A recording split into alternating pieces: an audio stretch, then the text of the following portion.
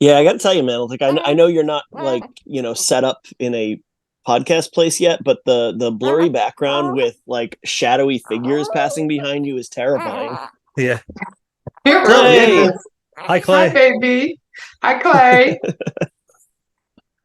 How's it You're happy going? embar- release day eve, my man. Emmett, you're embarrassing me in front of Clay.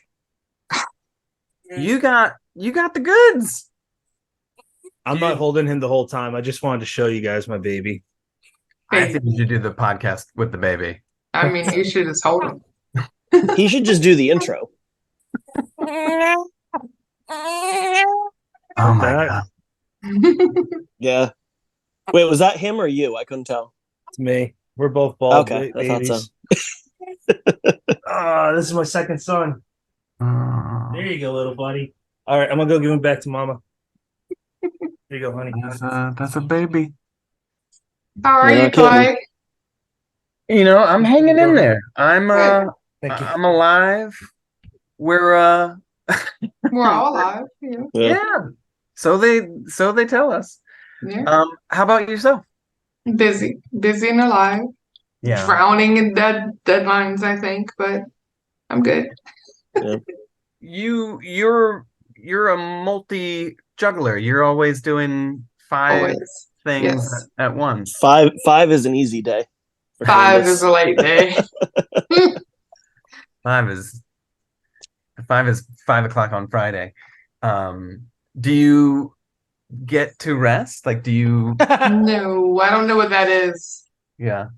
Um, Not often. I do try to take a break in the afternoon between my actual job and everything else Yeah. for about an hour. And then I do Sunday morning, I sleep in a little bit later than usual. So I don't get up at 5. I get up at maybe like 7 or so. Yeah.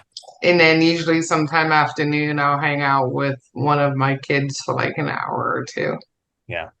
But you regiment like that? Like you have Mhm. like there's a There's a schedule. Yeah. Yeah. Yeah. it's the way work gets done, right?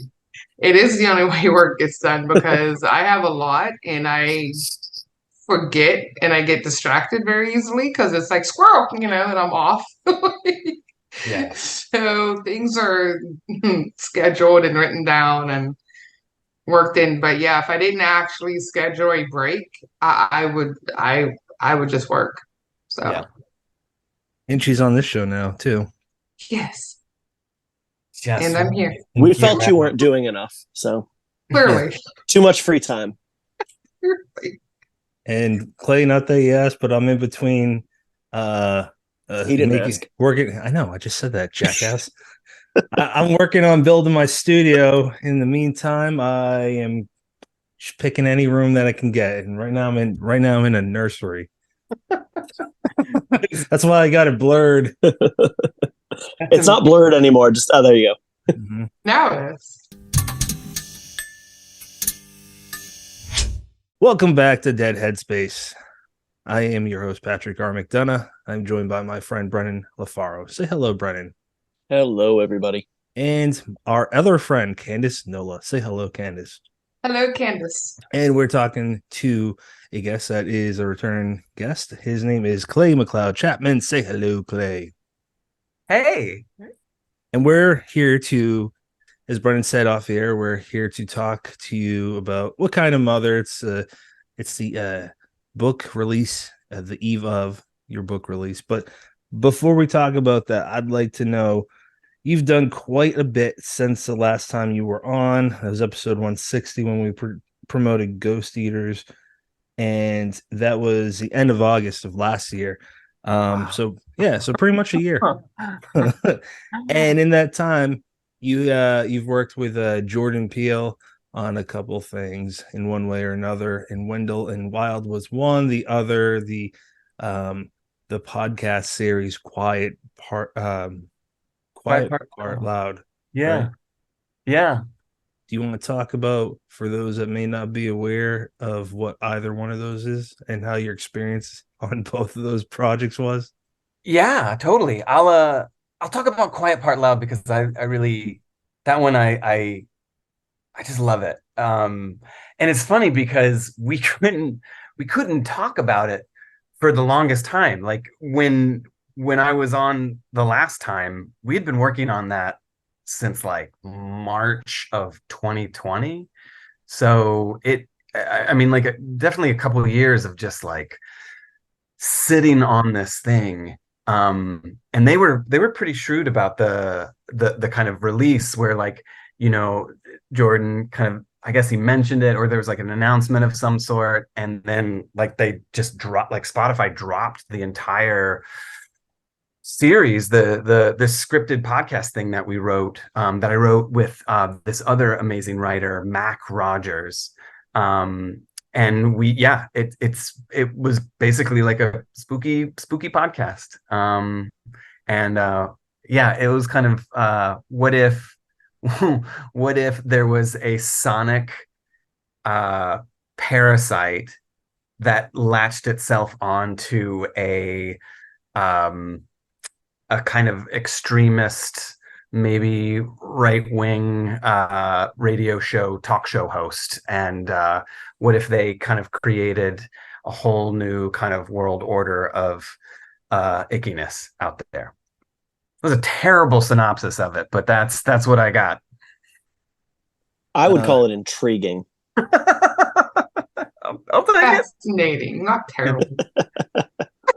No, I mean, it was freaking awesome. It was, like we got to work with Tracy Letts. He was our lead, and Christina Hendricks, who was, Tracy Letts. Like, I mean, he's an amazing playwright. He won, what was it, the Pulitzer for August Osage County. Hmm. But like Bug, have you ever seen Bug? Yeah, It's once. amazing. It's phenomenal. Like I like Michael Shannon. Like it's a phenomenal movie. William Friedkin adapted it, but like the play, like to see it live and like in a kind of intimate space, like it's intense. And Killer Joe, like Tracy Letts as a writer is phenomenal, and like to have been put in the position of writing words for him to read perform, like, was a pretty, I don't know, like daunting task, because he could write the whole damn thing much better than we could have. But yes, he elevates the material. That's amazing. I got one more question, then I'm gonna throw it to you, Candace. But you've been showing a lot of experiences with your family. I think that's amazing. And when I started getting into writing, like I joined I don't even think I realized it was like a community, the writing online world, on Twitter in 2014. I Until I started hearing, think like Brian Keene might have been the first that I really heard say this, and then I got to know Joe Lansdale, Jonathan James, all of them, fathers in particular, and of course there's moms out there too that talk about this, but uh, I never really understood what it meant to be like a full-time writer, because I didn't know that world until I knew that world. So in my earlier parts, I wasn't aware of like what would it be like to be a dad. And I want to hear your thoughts as being the father, doing what you love, and being able to share that with your your wife and your kids. Yeah. My kids are not allowed to read anything I've written until they're like 25. Um, no, I'm being cheeky, but I mean, our family right now, we're coming from a place where my wife, we're a family of four. We have two boys. Their ages 7 and going on 11 on Wednesday, and it's you know the kind of culture, the family culture, the kind of household dynamic that we're trying to create is that we want to be a family where the work we do is stuff that we really, really love. So my wife is a journalist, she's an editor, and that's what she loves to do. And, you know, I fell in love with her through her work. You know, she, I don't know. Oh, she reads my stuff and she's still talking to me. So like, I think there's like a mutual, like, you know, communication there. But like for our kids, like we wanna kind of believe that like we're showing our children that like, you know, everybody works, everybody like supports their family, like makes a living, and like, you know, we just really want to fight or strive towards like the things that we do we're passionate about, um and like whatever it is that they end up growing up to be, that they will hopefully find something that they're equally passionate about. I don't know if that's answering the question, but it's like it's like wanting to generate an environment where like people are doing the things that they love to do, which is weird because like I have to kind of like like tell my kids like, yeah, dad likes some creepy stuff. Like I have the like, our house is kind of a Halloween house, you know, year round, and you know, all the stuff that's like the Halloween decorations kind of stay up you know, for, you know, pretty much 365 days out of the year. And particularly my office is kind of like spirit Halloween in its own way. But this is actually my wife's office because she has better Wi-Fi than I do. But I'm in the attic, and you know, like all of these things kind of like speak towards like, you know, creepy dad in the attic working on his creepy stories, and like all the creepy stuff is all around, and it's like they've kind of grown up in that environment, and so they're less creeped out by it. And I think their assumptions that like all like everybody's this weird, so they're kind of like the kind of culture shock for them is like, oh, like your dad's a doctor, my dad like just wrote about a, you know, chainsaw attack today, or you know, whatever it is. So yeah, it's a little, we're kind of like coming at it from this weird place, but it's like we do it with love. Yeah, that's Well, amazing. there's got to be a little "my dad writes for Marvel" to that, right? I mean, yeah, there was, I think I had a couple years where that was cool. I think like maybe I'm like they're phasing out of that. Well, but it's also like in a weird way they're also not as impressed by it as like, you know, like I'll be crass and say like, you know, like, come on guys, your dad like writes for Marvel, and they're just be like, you know, like a little bit kind of like, you know, because I do it, because dad does it, it kind of takes a little bit of the patina off of it, the cool edge. But when they're in conversations with some of their classmates or some of their other friends, like there's a certain kind of like, oh, is that cool? Like, is that a thing that I should be like, you know, I think there's like a window of opportunity where I can kind of get in and be like the cool dad, but I don't, I may be either phasing out of it or I've already phased out of it. But yeah, I'd like to go all the way back to when you mentioned your wife. You said something really interesting, how you fell in love with her words. I might be putting words in your mouth, but I really want to. I've never heard you talk about this, so if you're comfortable with it, please tell us about that. And then I promise Candace jump in after. I'm like, wait, I'm like, I want to make sure. I'm not gonna like give anything away. I don't know why I'm looking over my shoulder. My wife is gonna jump in and be like, "Don't talk about that." But like you know, I remember our first, like, you know, when you have a first date with someone and you assume it's a date, but they don't. Like that, you can have like coffee with somebody, and it's like that weird, like, is this a date? And I experienced that the first time at Brennan bookshop date, and he's like, "Dude, we're just friends." too soon. I mean, Candace just said, "Wow, with her." Sorry, Clay. Go ahead. No, but like there could be like enthusiasm, like a little bit of like an overzealousness, or I think with like when I went on my first, what I would have construed to be my first date with my wife. I found out that she was a reporter, and at that point she was a reporter for this daily newspaper called Newsday out in Long Island. And I I did this thing which seemed totally normal at the time, where it's like we all do Google when you're starting to see someone or you're interested in someone, you Google them. Like that's a you do you not Google, Candace? Even like as like a safety check, or like a No. no? Okay. I Googled. Might be a new thing. It's 2023, Clay. We're not judging. Okay. I Googled Candace might be.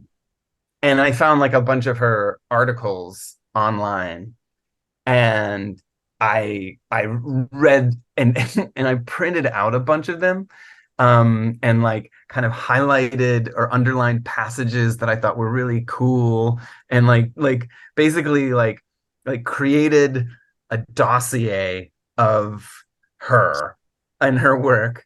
And I brought this with me to our first kind of like what I thought was a date, and she was kind of in more of a like beta test, kind of like let's see what this is.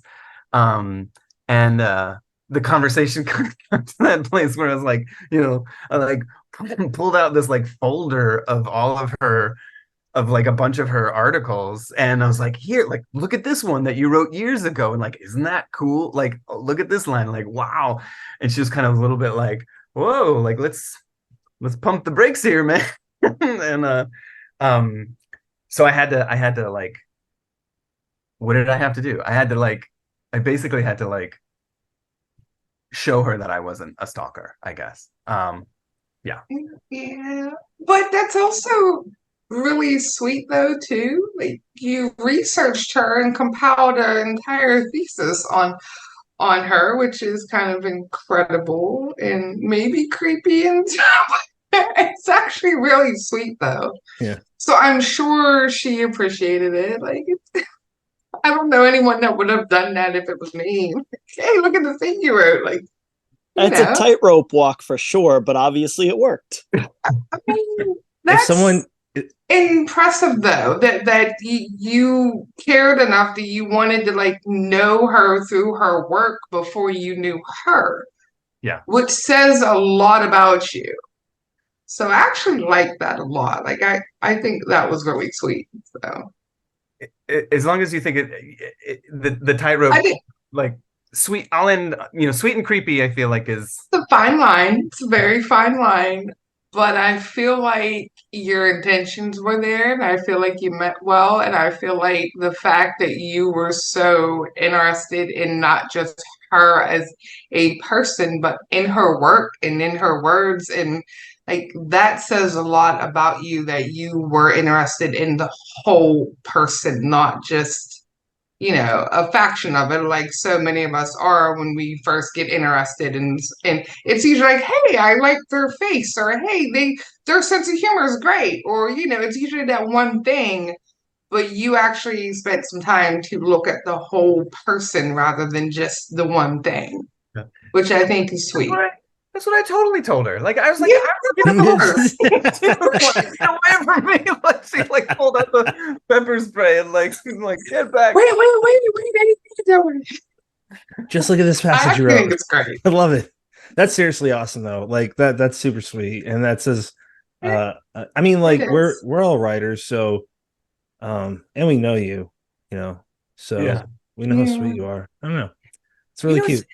It's funny that, I mean, like you kind of mentioned the idea of like family on social media and stuff. And like, I think I'm like starting to get a little nervous about that. Like, how much do you like share your life out there? Like, is it?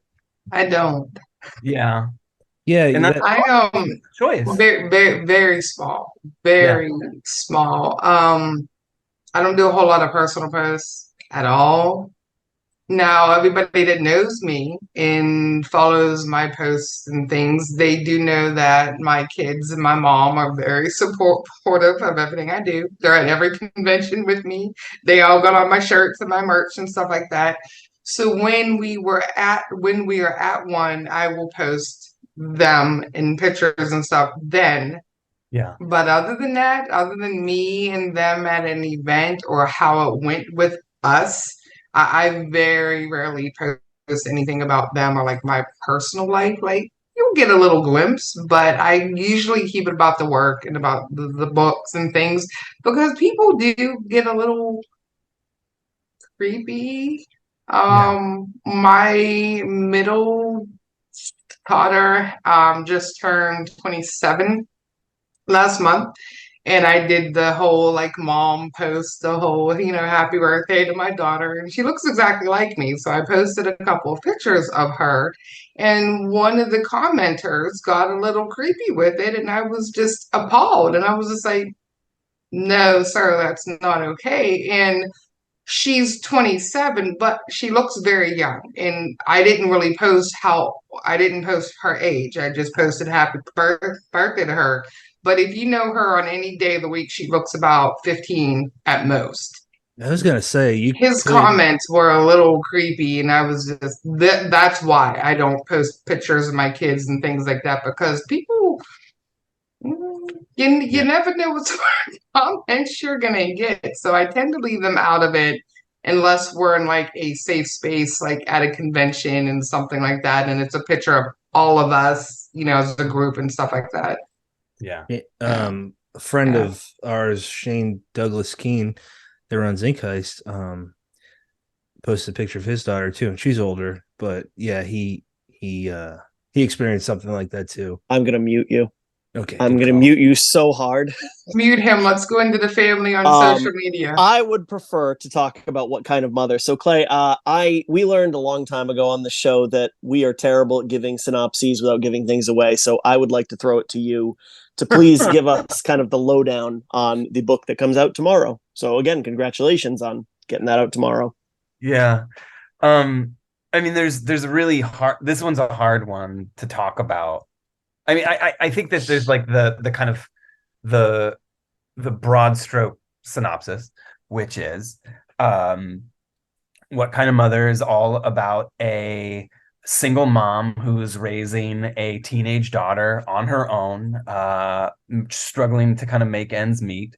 And at this point, she returns home to her hometown, which is in this kind of coastal, Virginian Chesapeake Bay area. And she's kind of making a living reading palms, like basically kind of like serving as a palm reader, a psychic, without really being a psychic, without like having these abilities.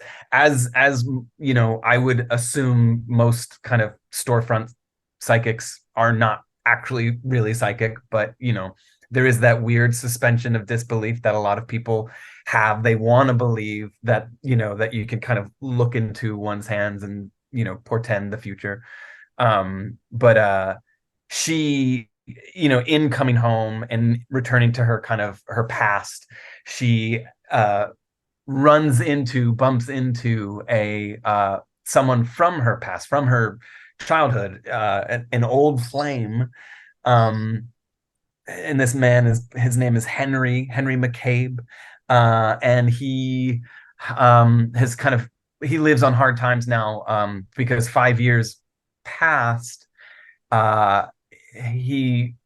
His son disappeared, and his wife committed suicide. And because of this small community and because of the kind of people around, this event, which remains kind of unsolved 5 years later, kind of persists as this kind of this thing, this kind of mark on him. But he's kind of like the town's like sob story, or but the two of them reconnect, and Maddie, this mother, has what one I guess could say is like a genuine, possibly supernatural psychic epiphany. And from there, the book just kind of goes through this kind of downward spiral of the two of them looking for Henry's missing son. I think the purest kind of synopsis that I really love is that, like, just imagine a Nicholas Sparks novel just like going right off the rails. That, like, it starts off as like, That's wait, why isn't that the blurb for this book? I mean, we've been using it. I've been like hammering it as much as I can. That's great. It's just Nicholas Sparks meets the empty man. yeah. Just like, two people at the kind of, they've lived some life. It's been rough. There've been some ups and downs, and they like find each other kind of at a place where they need each other. And it just goes really, really crazy. Excellent. And it's fantastic, man. Now, here's the thing: is it's so freaking cliche to be like, oh, the setting is a character, but I don't feel like we can talk about this book without talking about the setting, because it's, it's not wrong to describe it. I don't think, anyway. I hope you please correct me if I'm wrong, but it's not wrong to describe it as Southern Gothic, but it has that kind of Chesapeake Bay, like briny depth of the river, muck to it. And I was hoping you would talk a little bit just about the setting and how it impacted the story, or even impact, because you're from that area, impacted you as a writer to tell this particular story. I mean, I could talk forever about it. I mean, all right, go for it. I grew up in Virginia, and Virginia is one of these amazing states where, like, there's a little bit of everything in every which direction. You go 2 hours that way, you hit mountains. You go 2 hours that way, you hit the ocean. And 2 hours that way, you hit DC. And like, it's just like, there's so much, like, the region kind of changes depending on which way you go. But like, the coast and the bay is just like that is like, I mean, I love it there. Like, I grew up in that area because I have family there, and like, that river, the Piankatank River, that's my river. Like, the ability to, like, my grandfather was a crabber. We crab all the damn time. Like, it's like, like, there's something to be said about like, like, what am I trying to say? Like, that area and the humidity of it, the kind of brine of it that you're talking about, like, that was a kind of a part of my childhood that, when I was growing up, I was kind of resistant to it, because it was kind of the place where I had to be like dragged by my family, and like, I didn't appreciate it. And now as an adult, I want to go back all the damn time. I just want to live there. I wrote a good portion of this novel there. And it was just a kind of an opportunity to really kind of like speak to this area that was like kind of fundamental, to the extent where, like, I look out the window and there's that duck blind, or like, like, I wake up before, like, I like Candace, like, waking up at 5 o'clock before the sun rises, and like, as I'm writing it, like, the sun's rising, and I see the crab boats going out and like picking up that, like, dragging the traps, and like, I don't know, like, people have written about the Chesapeake Bay, and people have written Southern Gothic, clearly, but like I wanted to do like a Old Bay, like a seasoned Gothic story that felt like, I don't know, of that particular area. And S.A. Cosby is in the area, and like, he's written about it, like, kind of in and around it. I think that, like, who else is a good I mean, Brian Keene kind of is in the like, it's amazing how like Virginia is like home to so many of these amazing authors, and it's right there, like that. This like, I just want to write about it more. And there's an authenticity to it that it just like kind of sings through the page that you're not getting looking at that area from a distance, that I love. Candace, I don't want to hog all the book questions. Do you have something more? No, I don't have any at all. No. Okay, that's fair. Anyway, Clay. So, Edgar Allan Poe. Forgot him. I was waiting for one of you to jump in. Come we on, will Edgar. talk about Poe later. I did have a question for Clay. I have several. Virginia. As far as the story goes, there are quite a few times where the story gets very intense. Yeah. Did you need to, at any point, like walk away for a day or two? But like, you know what? We're gonna need a minute with this one.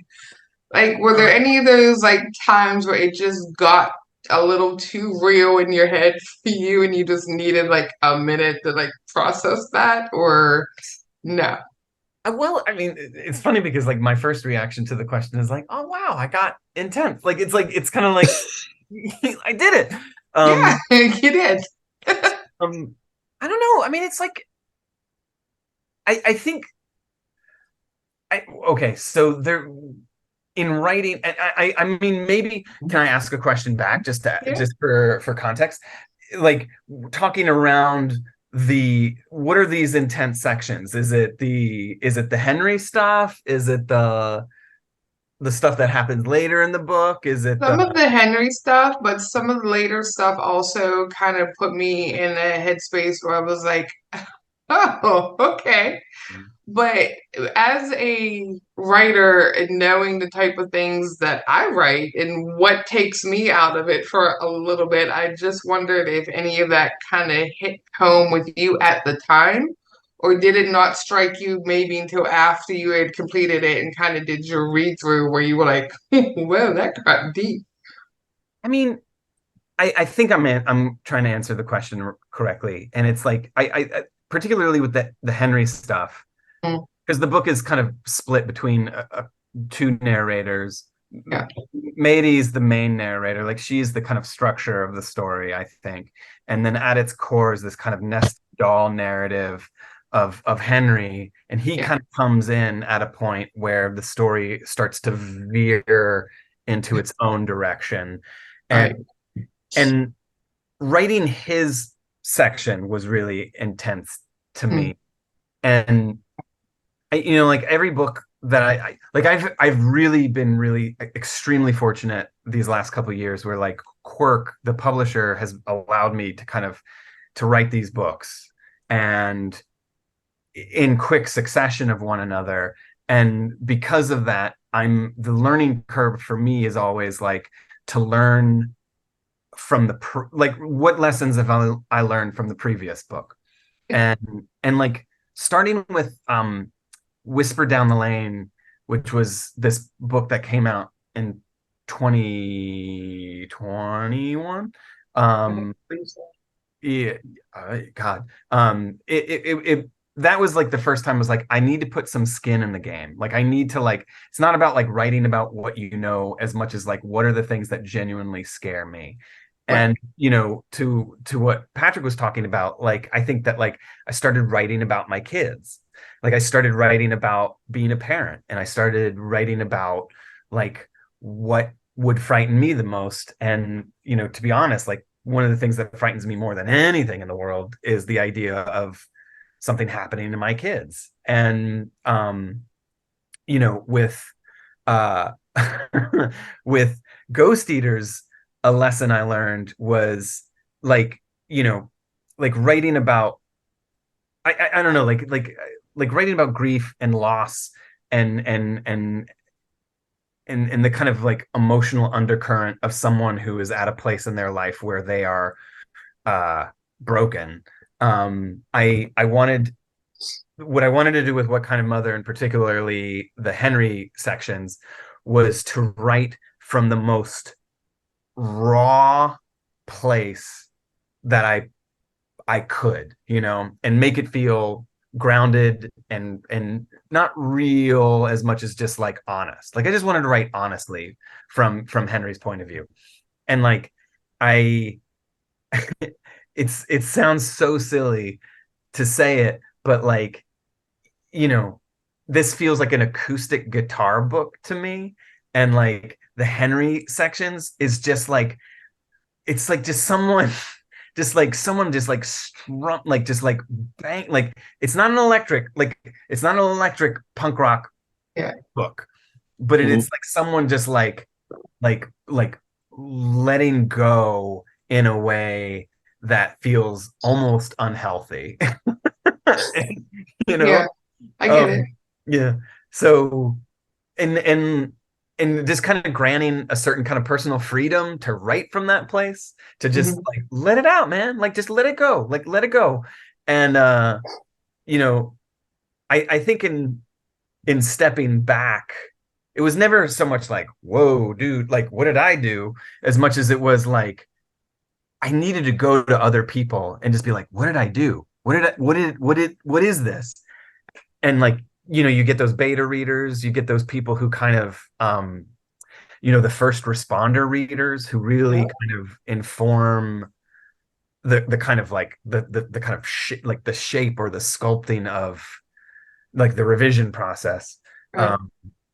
You know, that stuff was just like just just like like when you listen to someone like pouring their heart out with a guitar for 5 hours, and it's just like, my heart is broken, and you're just Yeah. like put the guitar down, dude, like you're hurting yourself. Like it's just like, Enough. yeah. Yeah. I would say you nailed it. Um, But that like and yeah. that's none of the, that to me is not the like the quote unquote horror stuff. Like that's just the like No. being a parent stuff.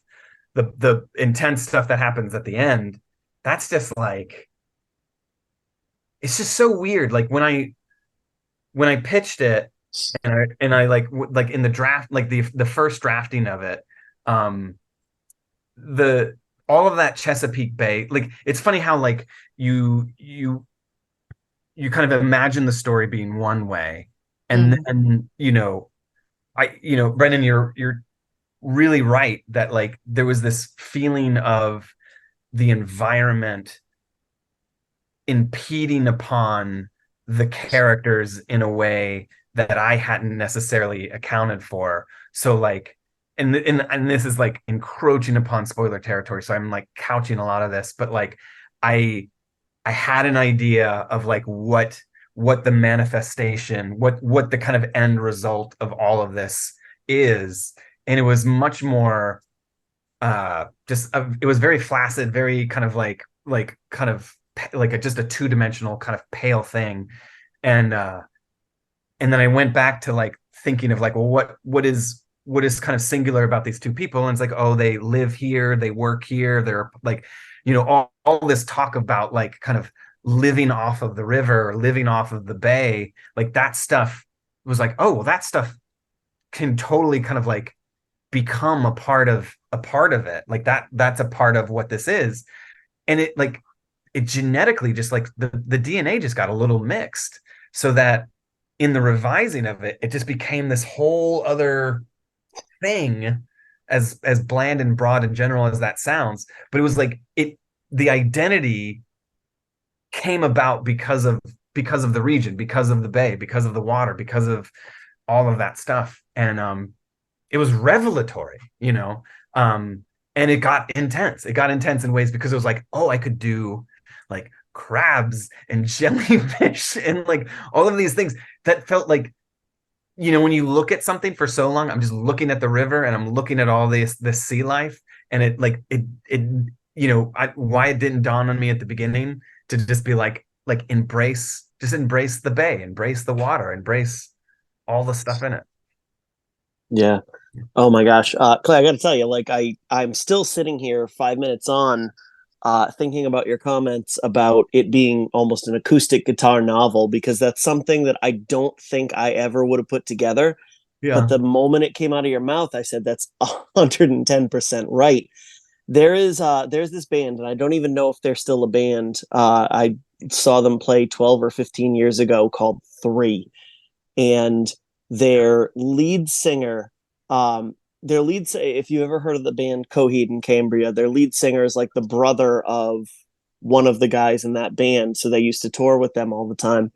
But the lead singer plays acoustic guitar, and he almost plays it in this flamenco style with like Yeah. thumb and fingers, but it's rock music, and it's got this intensity to it that kind of comes across in a way that I can't really compare to another band. And that's when the story ramps up, like that's almost kind of what I envision, that Yeah. flurry of notes that's almost flamenco, but it's got this more kind of raw, like you say, style to it. Yeah. um and now my brain's a mile a minute, so I'm going to turn it off and go in a different direction. I got a question One about the thing. book. What's that? I didn't want you to move past the book. I'm not.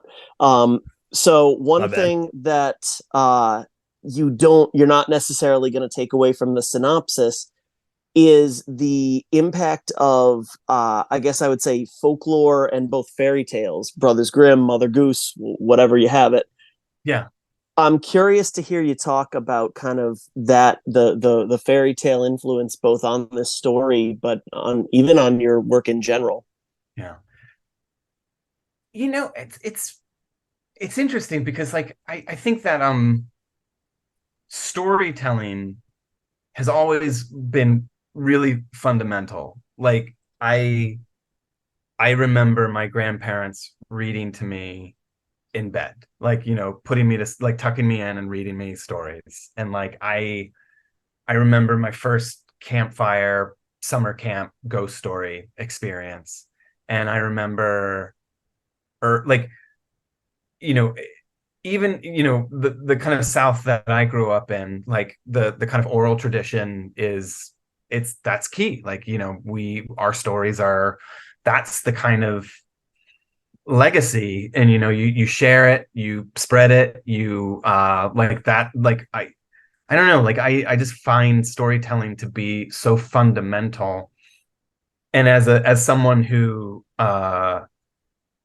early on kind of felt a desire to tell stories, like either being a bit of a ham or needing a kind of connection to someone else, but doing it through this kind of specific means of spinning a yarn. I don't know, like I just find that, like, there's something to be said about the kind of art of telling a story, and in telling it in a way that feels uh like handmade, like hand carved almost. It's not prefab, it's not kind of mass produced. It's imperfect, it's raw, and it's almost like the imperfections of it is what makes it so valuable. And I think that's what folklore is. Like, I think it's like that, like you get this sense of these things don't exist in books, maybe they don't exist on record, but that people have them and then they can share them. And that's, it's almost like the kind of the transmission of them from one, like from storyteller to listener, is that's the only recording there will ever be of these things. And I've just always found that really fascinating. And I think you know being a part of kind of like thinking of the kind of Blue Ridge and Appalachian folklore, and just like all the stories that I remember hearing as a kid, like that was like that was fundamental and friggin' scary. Like, it was terrifying. Like, a lot of it was just like really scary stories, because the kind of, I think the purpose of a lot of that folklore is like don't get too close to the water because you'll drown. So, the way you steer clear of the water is to believe that Jenny Greenteeth is in there, or, like whatever, whatever the kind of the thing, the witch that lives at the bottom of the swamp is. And I don't know, like, I just love that. I feel like there's value to that. And not even kind of, I feel like there are those authors and those kind of Alan Lomax types that, like, document and record and capture those authentic, actual bits of folklore. For me, I just love kind of making up my own kind of personal folklore. And in the Grimm brothers was kind of like I don't know, like that, like you have a fairy tale that loses its teeth throughout the retelling, but if you get to the root core of it, the kind of original story of it, it's always brutal and violent and unforgiving, and it's only in the retelling that it kind of sands itself down into this smooth pearl.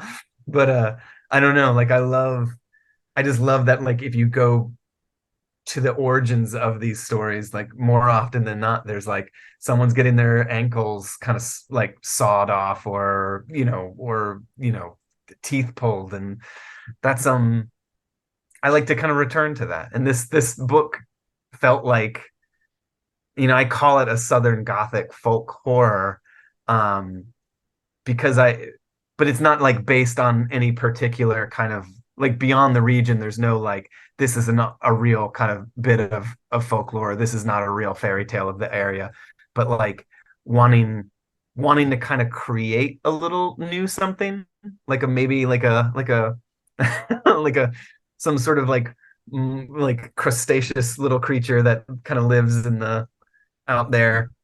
So just don't get too close to the water, kids, because otherwise. And I think you're onto something there, because like the book has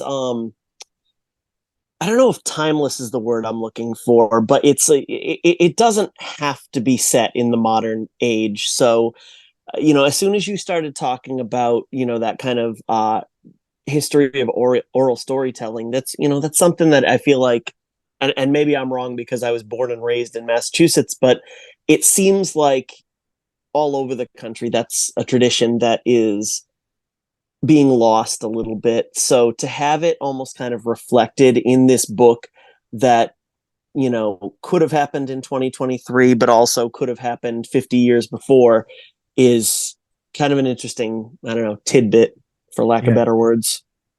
Yeah. I mean, I that's amazing. Like, I love that. Like, I feel like, Flannery O'Connor, like Faulkner, like, I think the kind of Gothics that we've gotten, they always feel kind of outside of time, even though like, a good man is hard to find. Isn't that the Flannery O'Connor? A good man is hard to find. Like, am I remembering? Like that was written decades ago, and yet there's a version of that exists now. And it's something it might not be of its time or beyond its time, but it's like always kind of parallel. Like, it's kind of running this weird kind of like, when did you find that story, or when did you find that book? And to read it now, it hears itself in your mind to the present tense, as opposed to like, I don't know, 1965 or whenever. So yeah. And the idea of when did you find that story, how many parallels does that run to fairy tales and folklore? Patrick, did you have a question about the book? Is that why you interrupted me earlier? Yeah, he actually answered it in your question, but a good man is hard to find. In 1953, you were right. It's by Flannery O'Connor. God, yeah. That's wild. Yeah, man. That is a brutal, unforgiving story too. Like, I read that in high school, and like it that book, that story kind of unnerves you. It's just genuinely scary story. But I think that's also what the South kind of does too. Like, it's kind of like pressed a little bit of a pause button on time, to whatever extent that, like, I don't want to make any kind of grand sweeping statement about the South as much as just like it exists kind of outside of time, like it's like it kind of recedes from time just it ebbs just a little bit, Yeah. My Yeah. my wife and I with some friends went camping to Chincoteague, about 2 hours north of where the, I forget what the river was called, but about 2 hours north of where the book takes place. The Pianka tank. That's it. Yeah. Some similar, but it's Chincoteague, and we went to Assateague as well. It's not in Virginia. I think that's in Maryland, but Mm. that's both where like the horses, at least Chincoteague's where the horses are wild horses run free and swim across the river. It's pretty neat. But yeah, I can even there. It was like at least a small area we were at was kind of it it felt like obviously we're in modern times, but at the same time it didn't. And it's just a small island, and also I don't know if it's like this down there in your area, but up there in Chincoteague, there's a shitload of black vultures, and it's kind of pretty creepy. Yeah. Because they're just Or, chilling like, in. circling about, or they're No. Yeah. For example, the nearby camping lot, I guess they left for the day. They just left their shit everywhere. And Vultures? the vultures found all the Oh. food, the bags of Doritos, and just everything that they didn't put away in like a I thought the vultures were littering in your story. oh. Fuck this story. It doesn't matter. I'm gonna go to comments from unless Candace, you had something else about the book. No, I was going to remind you to check because there are some folks that left stuff Yeah. out there for Clay. Yeah, like John Durgan, friend of ours. He said, I just want to say Clay is one of the hardest working authors in the industry. The hustle is unmatched. I look forward to seeing him again in Concord. Oh, And nice. And then Ronald Kelly said, a super nice guy and a great writer. Looking forward to giving this one a listen. Oh man. Yeah. Sorry, Clay. Go ahead. No, I'm just marveling that the John and Ron are like talking about this. That's awesome. Yeah, I love your videos because you're always so hyped up, and I just, how the fuck do you have that much energy? I mean, it's a little manic, but I mean, I don't know, man. It's like it's just so much happy energy. I love it. I mean, it's contagious. I feel like we're on this planet for so long, and the things that I have found that have kind of give me happiness presently, when I go into a bookstore and it's like I can see all these books that I love and books written by people that I've met, and there's this moment where I say to myself, I don't know if any of these writers will ever walk into this bookstore. Like you could be just anywhere at any independent bookstore, and all of a sudden you'll just be like, look at this amazing shelf. Like it's just like a shelf, and like it's like someone put a lot of love and care and focus and like like assembling that kind of horror shelf. And I this will bite me on the butt at some point, because I don't know if the enthusiasm is infectious enough to keep making these silly videos, but like the whole point to them is like, look at this awesome store, look at this awesome bookshelf, look at your books on this bookshelf, like isn't that cool? And I think I think most people at this point are just kind of like humoring me. They're like, oh yeah, he's doing one of those stupid videos again. But I don't know. I have fun doing them. I don't know who the hell is paying attention in social media anymore anyway. A lot of us. Yeah. A lot of us, because I think it's great, and social media is the cesspool for the most part. So when I see folks like you out there making attempts to do sort of the same thing that I'm trying to do out there, Yeah. it's fantastic. And it's something that certainly there's not enough of. And when another author takes the time to support another author and say, hey, I found your book out here. Look at this. That's fantastic. You didn't have to show me my books on that shelf. You could have been showing yours. But you're taking the time out of your day going to go sign one of your books or talk to your fans to show other folks, hey, look at all my friends' books that are out here too. Look, I found your book in the store. We don't do that enough. And I feel like there's not enough of us out here that are helping to lift everyone else up too. We don't do this alone. Yeah. Writing, we do alone. But to get everywhere else and to be seen and to be heard amongst so many others, we need to help lift the other person up, and we need to be able to say, hey, I found your book too. Look at this. Isn't this great? Or, hey, did you see this Kickstarter this new person's doing? And look at this new press and look at their new release date they have out, because there's not enough of us that are out here going, hey, great job. You did it again, and your new book is out, and congratulations. There's not enough of that. There's people so quick to point out what you did wrong or what you said wrong or that typo you made on page 94, and hey, did you fix that yet? Yeah. What about all of us going out here and looking around in our libraries and in our bookstores and saying, hey, Laurel Hightower, I found your book. Hey, Warren Kelly, look at these books I found over here in this store that I never thought to even stop into.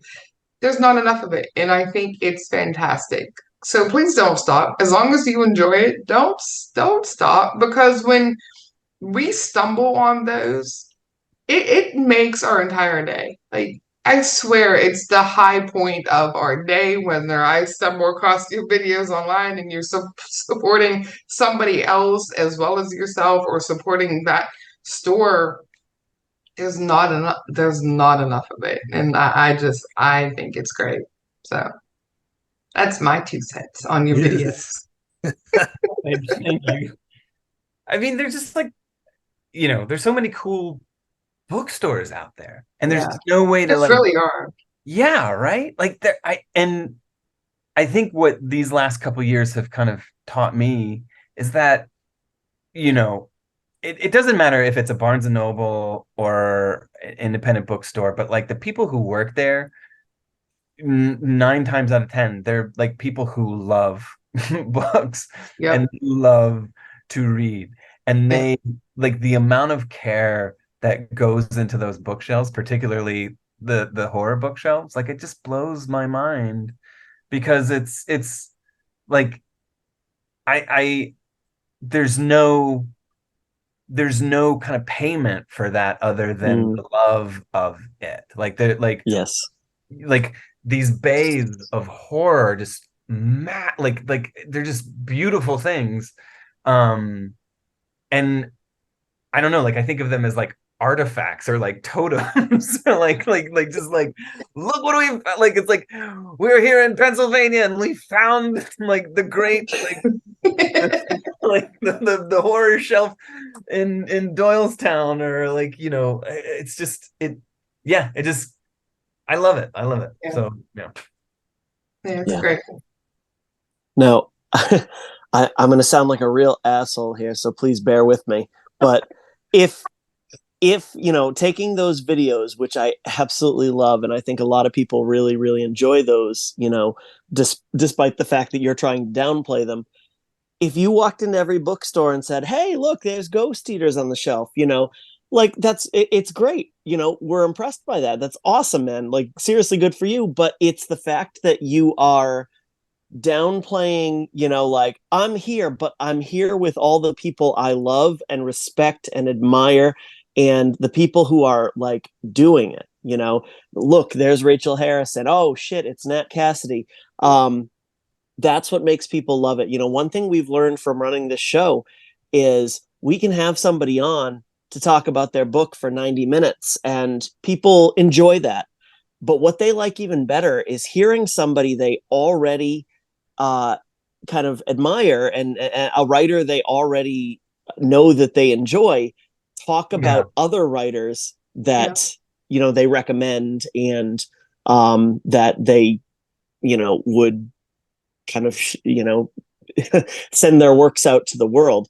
Now in that same vein, you are this is self-described. This is not me putting pejorative on you. You are a slutty blurber, or as you put it, a slurber.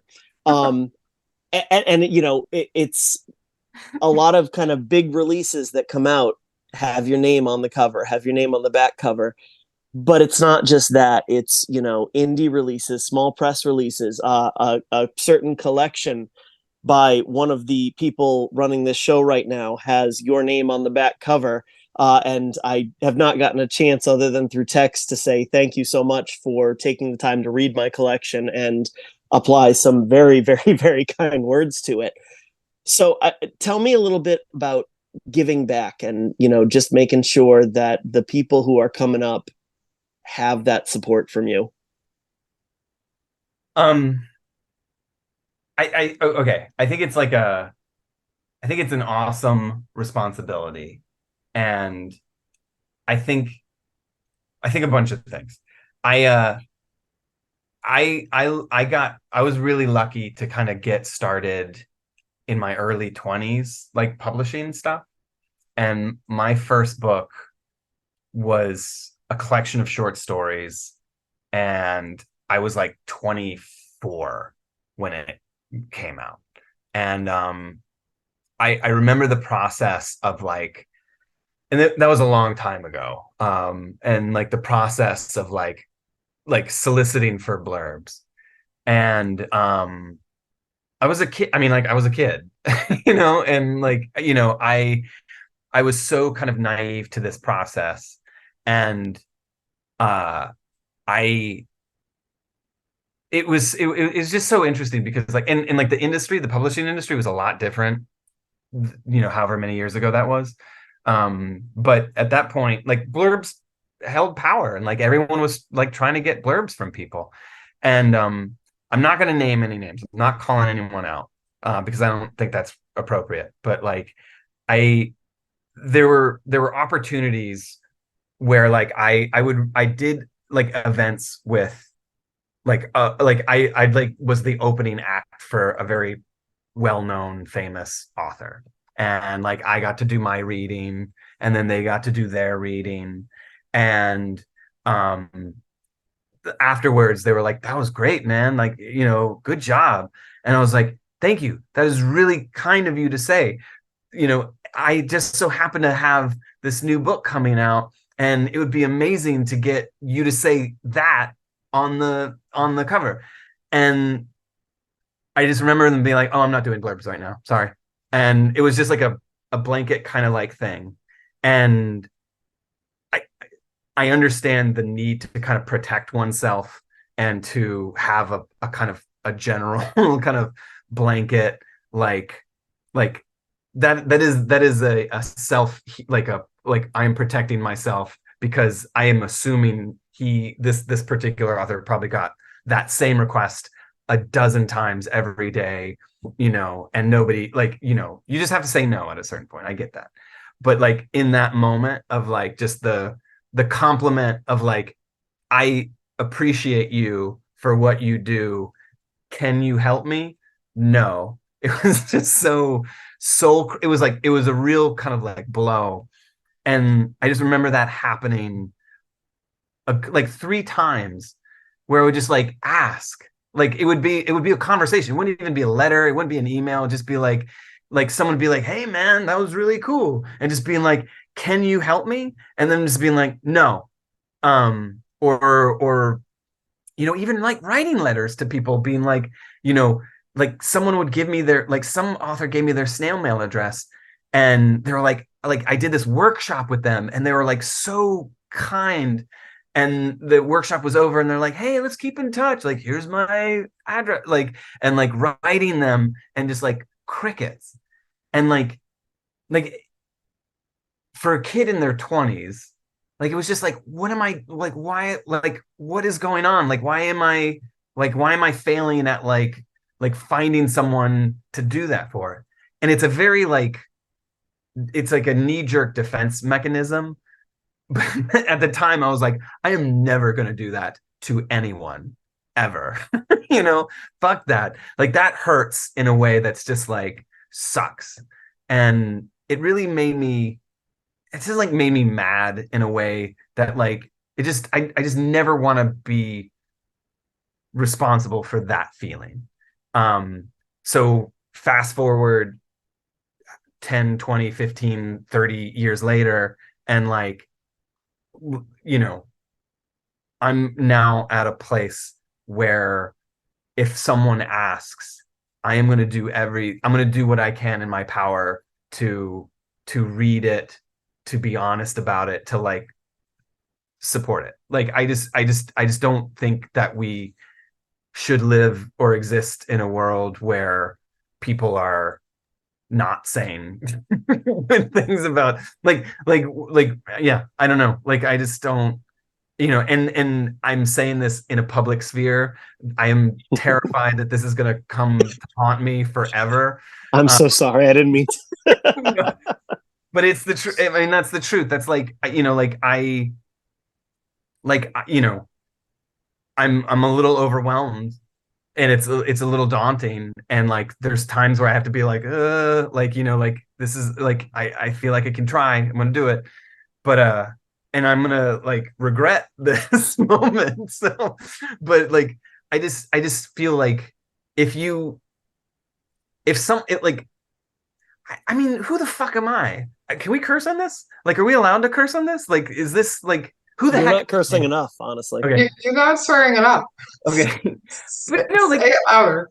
like I have throw no more fucks in there. I have nothing. I have nothing. I have no authority. I have no power. I have nothing. Like blurbs are just like someone saying, "Holy shit, I read this book." That is, and it's like it's awesome. like, like it's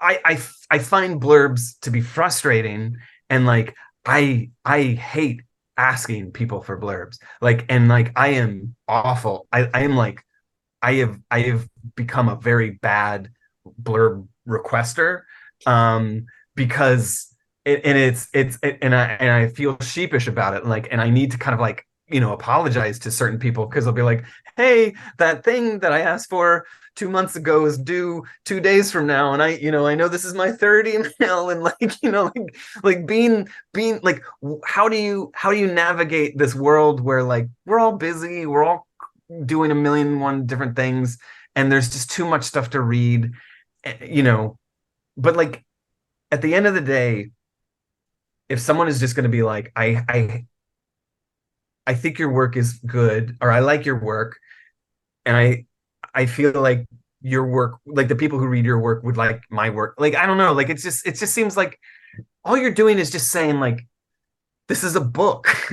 And it's like, let's fight, let's like say, let's just be nice, and like let's just rally. And I'm gonna shut up because I'm rambling, but like there was just recently, it was Esquire, or was someone wrote an article that was like the kind of demystifying of like the debunking of the blurb, and like how blurbs are, it's a currency in the publishing industry, and it's just so gross how like, I don't know, we're all just trying to get people to read our stuff, and if someone thinks it's honestly, I'm like talking myself into loopholes now, so I'm gonna shut up. But like what I just find so hilarious is that like anyone would give a shit what I have to say about a book anyways. So like if you want me to tell you a book that I liked, like I will tell you like, this is a great book, like holy shit, read this book. Yeah. Well, I'll throw this out there. You were kind enough to blurb the first anthology I edited, Hot Iron and Cold Blood, and it meant the world to me. And the publisher actually really loved it too. So that's a bonus. So I appreciate that, man. Clay. It's my debut. Brent said go easy with this, but I'm gonna say it right here. Go easy with this. Yep, it's my debut as an editor.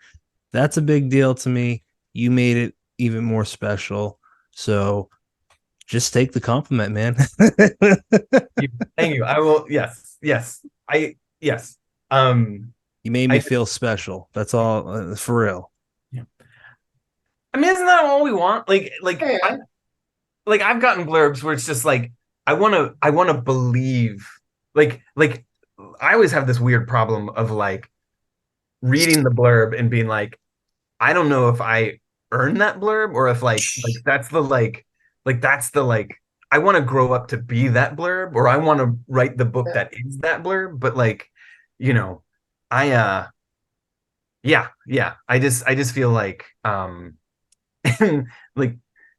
blurbing is a weird universe, and I can't believe I've mouthed off for 15 minutes about this. There you go. Yeah, but I think we're all on the same page though, because it is a little weird, and I think we all have it, that sort of imposter syndrome, sort of, is this really happening? Did I earn this? Am I really here?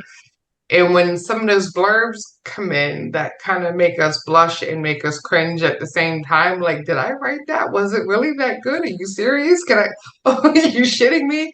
I think it's just a whole weird headspace, because we have to ask the people that we most look up to read our work and then to blurb our work, and then they send us back one that we have trouble believing, and it's like, this is great, this is fantastic, but oh my god, does this story live up to this? It's a whole weird thing, and I totally get the, why do people care? I think I did 19 blurbs this year, and I don't understand why or how that happened or why I'm being asked. And I still have like 5 in my inbox, and it's overwhelming, and it's a surreal experience at the same time, because I'm still out here with the mindset of, oh, I'm new at this, and hey, I'm making a couple things happen. But then all these other people are like, hey, will you blurb my book? And I've read all of your stories, and I'm like, what? Why me? You got all these people. It's definitely weird.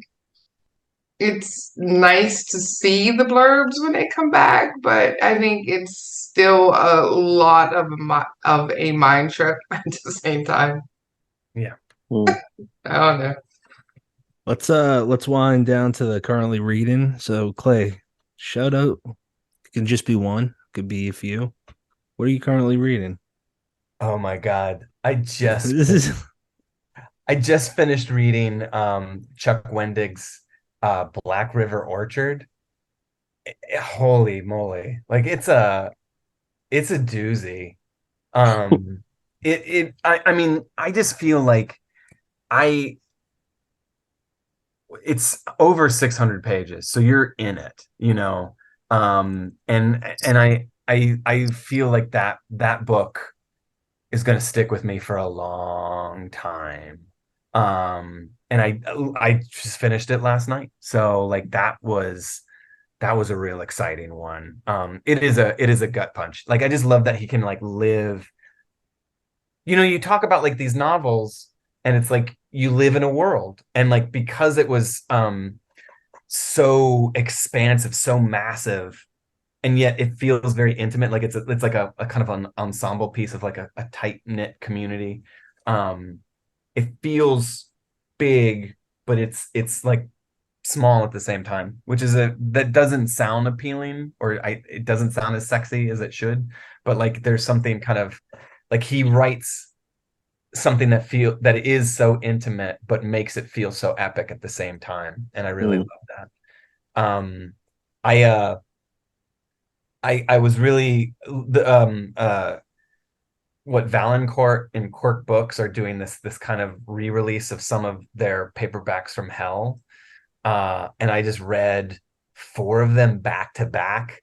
The Auctioneer, Let's Go Play at the Adams, When Darkness Loves Us, and Hellhound. And that was like intense.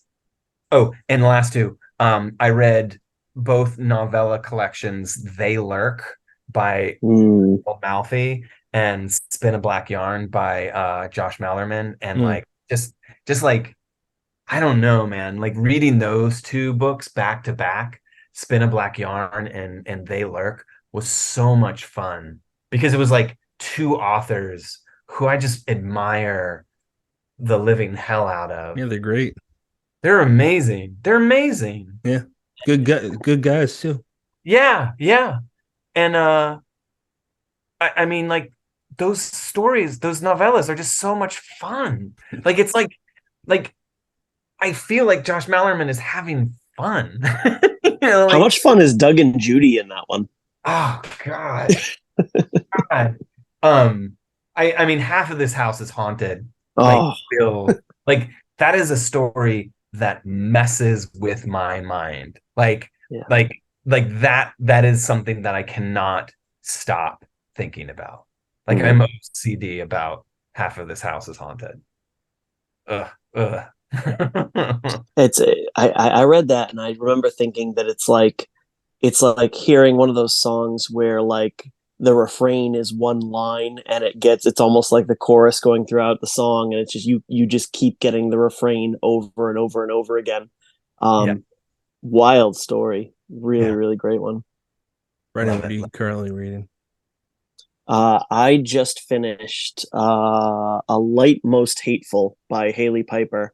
And you know, I'm a big Haley Piper fan, love everything she writes. And I got into this one and I said, you know, there's a lot of like Joe Lansdale's The Drive-In to it, to the setup. And then it almost kind of goes down the route of Jeremy Robert Johnson's The Loop. And then, you know, maybe 30 to 40% in, it just goes off on this tangent that nobody but Haley could have written. Um, it's wild, it's crazy, but it's got this depth to it that just, you know, you're not getting anywhere else in modern horror. She's such a unique voice. The other one I'm reading is the same thing as everybody else now. Yeah, Holly by Stephen King.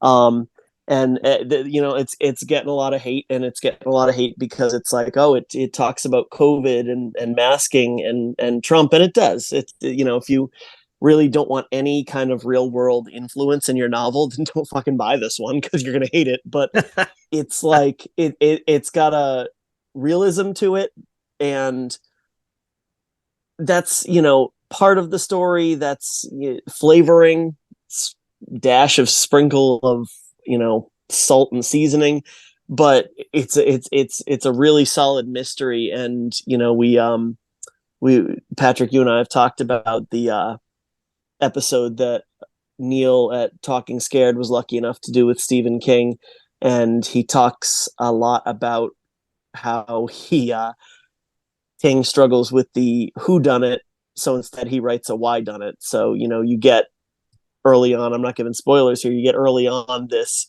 well, here are the villains, you know, it's not a mystery, but in order to keep that interesting and engaging, that's a whole different ball game, and he pulls it off masterfully. I'm still like, you know, 150 pages from the end, but I'm loving it. Candace. Well, I just finished Whale for our interview coming up this week, which was fantastic. It lived up to its hype, which I was kind of not surprised by the hype, but I was kind of surprised that I enjoyed it as much as I did, only because the concept of it, I kind of wondered if I was going to be able to be as immersed in the storyline, knowing what it was about, just the whole believability of it. Like, am I really gonna, like, it pulls you in and it keeps you there. And I just thought it was fantastic. And I just started to read White Trash and Recycled Nightmares, the new collection coming from Rebecca Rowland next month. So I just got done with the first story in that one, so can't wait to read the rest of it. And then I don't know, I got about 92 more books here in my pile to get. Nice. What are you So reading, Patrick? yeah, so I'm mostly through Brennan's The Demon of Devil's Cavern. That's a sequel to Noose. I think that it's the best thing he's written so far, and he's written some great books. And I'm also into the audio version of Whale Fall, and I'll save my thoughts for, because you pretty much covered it, Candace. It's a good book, but I'll pretty much save the rest of my thoughts for next week's episode with Daniel. We're gonna go to final thoughts and then say goodnight. So Clay, any final thoughts, sir? Well, thank you. I mean, first off, thank you for letting me mouth off.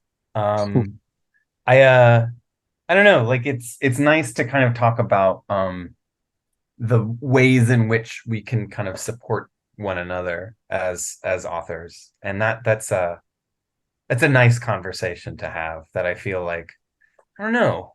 I don't know if we have it enough, but it feels good. But if anyone comes asking for a blurb, I'm gonna come to you first, and it's gonna be all your fault. He's pointing to you, Brennan, not me. No, that's fair. Yeah, so The blame is all mine. Next week, Clay, you're gonna get 150 requests. Oh my God. One of them is gonna be mine, and please give me the holy shit, read this book. That's all I want. I just send all personal requests too. So Brennan, final thoughts. I thought you were gonna take over. No, you're kind of playing host here. Clay, always a pleasure to have you on, man. I loved what kind of mother. I almost said Some Kind of Mother. I keep messing up that title, but I loved What Kind of Mother. Is that the sequel? No, that's the answer to the question. Oh, okay. So, and you know, by the time this episode airs, it will be out. People can pick it up. They should pick it up. It's atmospheric. It's awesome. It's intense. I really, really enjoyed my time in there. And like you kind of touched on, I love the idea of horror authors kind of learning from the people who come before them and helping the people who come after them. And I wouldn't have brought up that question if I didn't strongly feel that you embody that. And that's admirable. So thank you for that. Thank you. Candace. Oh, final thoughts.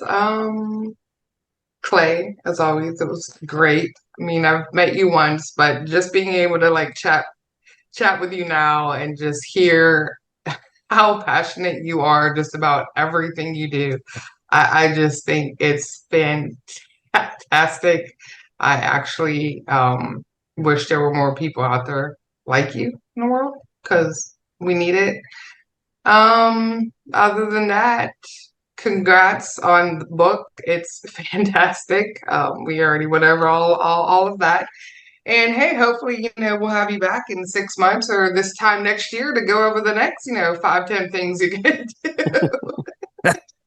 Are you going to be at Scares That Care? Absolutely. Damn you. Yeah. How did you get a table? They went they're 3 or 4 for 3 or 4. I'm at both, but really? I believe there's still tables left for St. Louis. Yeah, I'm trying to. But the first one, they sold out in 4 minutes flat. Yeah. Oh my God. It's just impossible. It's just impossible. Are you still gonna come though? Are you still gonna appear and hang out with all of us? It's still amazing. It is amazing. It's a bit of a trek not to have it.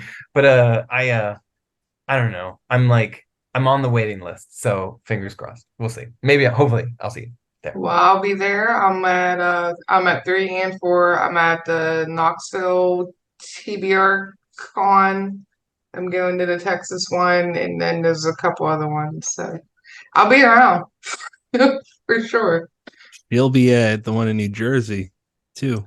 Next month, yep. And then I get to see you finally. Yeah, finally, yeah. Get to meet me. And then I get to meet Clay too. He's like, fuck no. No, just kidding. Final thoughts, Patrick. Final thoughts are thank you, Clay, for your my dumbass is just rambling on. Clay, thank you for your time. We truly love talking to you, and Candace said it, but next book, just holler at us or I'll bug you and we'll get to talk to you again. So What Kind of Mother through books. I hope you guys listening will consider buying that. Wow, it's a loud truck. Am I the only one that hears that? Yes. Okay. Now it's awkward. Good Awkward. job. So I hope that everyone that listens to this episode picks up a book, audio or digital or physical, and don't bother Clay for blurbs. He is busy with Candace's book. Next episode 208 is with Daniel Krauss.